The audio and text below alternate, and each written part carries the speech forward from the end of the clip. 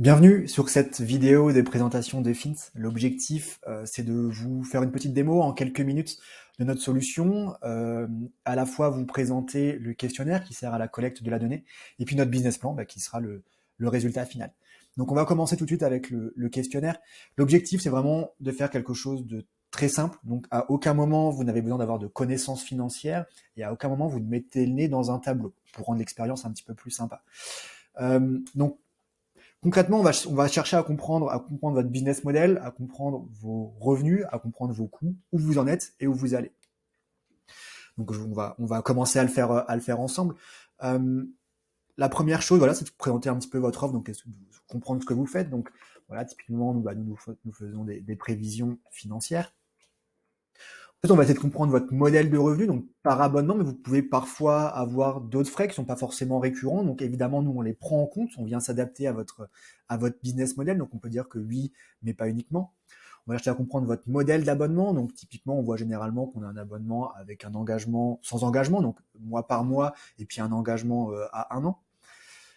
Voilà, on valide. Votre offre, voilà, à qui s'adresse-t-elle? Quelle est votre cible? Donc, est-ce que c'est du B2B, du B2C? Donc, typiquement, on peut dire qu'on est sur du B2B à panier moyen mensuel qui est inférieur à 100 euros. Ensuite, on va chercher à comprendre un petit peu où vous en êtes en termes d'utilisateurs. Donc, on va descendre ça. Et donc, combien d'utilisateurs utilisent gratuitement votre solution? Typiquement, on peut dire que vous avez 100 utilisateurs qui utilisent votre solution, et puis que 50 l'utilisent.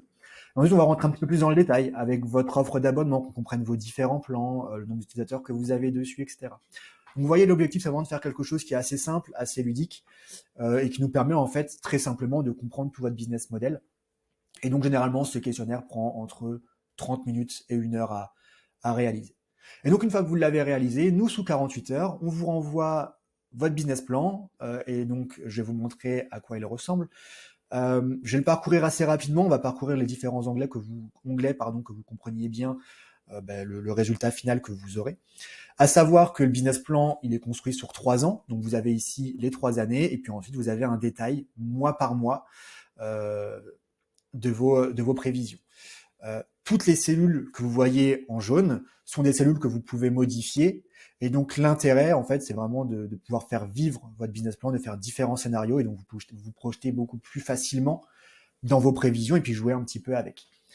Le premier onglet, c'est la base client. Donc là, on va vraiment se concentrer sur le nombre d'utilisateurs que vous avez sur vos différents plans, sur votre plan gratuit. Et puis on va aussi évidemment modéliser votre acquisition qui va venir modéliser votre base client. L'acquisition, c'est donc justement notre deuxième onglet, où là, on rentre un petit peu plus dans le détail. Et donc, on va diviser ça en plusieurs parties. L'acquisition, on a l'acquisition payante, avec tout ce qui touche à l'Ads, Facebook Ads, Google Ads, etc. On a l'inbound, donc qui est géré notamment par votre marketing. Et donc là, on va voir le nombre de leads, on va avoir des taux de conversion, de leads à démo, de démo à vendre, vous voyez, vous pouvez mettre à jour. On a l'outbound, donc là concrètement avec vos sales, comment vous faites de l'acquisition avec vos sales, toujours avec des taux de conversion. Et puis donc un total avec l'outbound qui vous permet de reprendre tout ça. Et donc avec ça, on peut mesurer donc votre CAC, vu qu'on a mis en relation votre base client avec votre acquisition. Enfin, dernier onglet sur les revenus, vos différents revenus. Donc là, on s'est concentré sur 3 grands types de revenus qui sont spécifiques au SaaS. Le revenu, évidemment, par abonnement. Les revenus non récurrents possibles, typiquement des frais de setup ou des services professionnels ou autres. Et puis des revenus transactionnels qu'on a modélisés également, qui là sont plus pour des marketplaces. Ensuite, on va passer à vos coûts. On commence par l'équipe.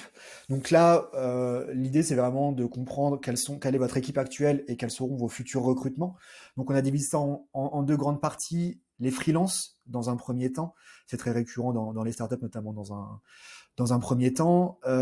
Donc on descend vos freelances qui sont ponctuels ou qui sont là de manière récurrente. Et puis ensuite, on va descendre vos différents salariés qu'on va répartir par team, par équipe. Donc, vous voyez que vous pouvez modéliser très facilement les dates d'arrivée, les dates de fin. Et donc, vous pouvez modéliser vos recrutements futurs, certains, et puis ceux qui sont envisagés. À la fin, vous avez un petit détail de votre effectif pour comprendre équipe par équipe combien vous êtes. Ensuite, on passe aux coûts fixes. Là, c'est vraiment très simple. On va lister l'ensemble de vos coûts fixes, combien ça vous coûte tous les mois, et on va les modéliser. Et enfin, la partie financement. où là, on va se concentrer sur trois grandes parties. Vos dettes financières, où on va modéliser à la fois l'encaissement de votre dette et puis le remboursement à la fois en capital et en intérêt. Euh, les aides et les subventions, voilà, typiquement si vous avez des subventions, on les modélise évidemment. Et puis les fonds propres, que ce soit votre rapport personnel ou alors une levée de fonds. Ce sont les trois grands types de financement que nous modélisons dans le business plan. Et puis du coup, une fois que vous avez ça, donc ce que je vous ai montré là, c'était un peu tout ce qui est ressorti du questionnaire. Et donc nous ensuite, on va vous faire ressortir les métriques clés et des documents financiers un peu plus normés.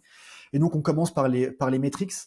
Sur les métriques, on met en avant trois grands graphiques, les effectifs avec leur évolution, leurs détails par équipe, vos revenus, donc typiquement votre MRR et donc des commissions, notamment dans le cadre d'une marketplace.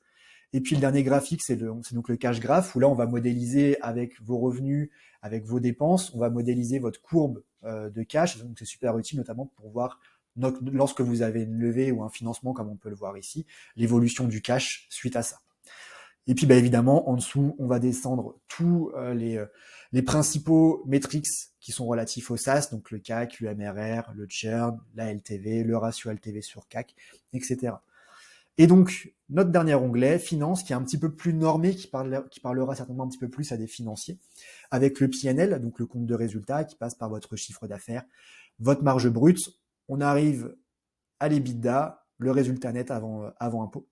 Et puis un deuxième tableau qui est le tableau de cash flow, avec le cash flow qui est lié à votre activité, le cash flow opération, le cash flow de financement et le cash flow d'investissement. Donc voilà à quoi ressemble notre business plan final. Si ça vous intéresse d'en savoir un petit peu plus et de voir comment on peut l'adapter à votre business plan, n'hésitez pas à prendre rendez-vous avec nous. On sera ravis de discuter de ça. Merci beaucoup et à très vite. Bye.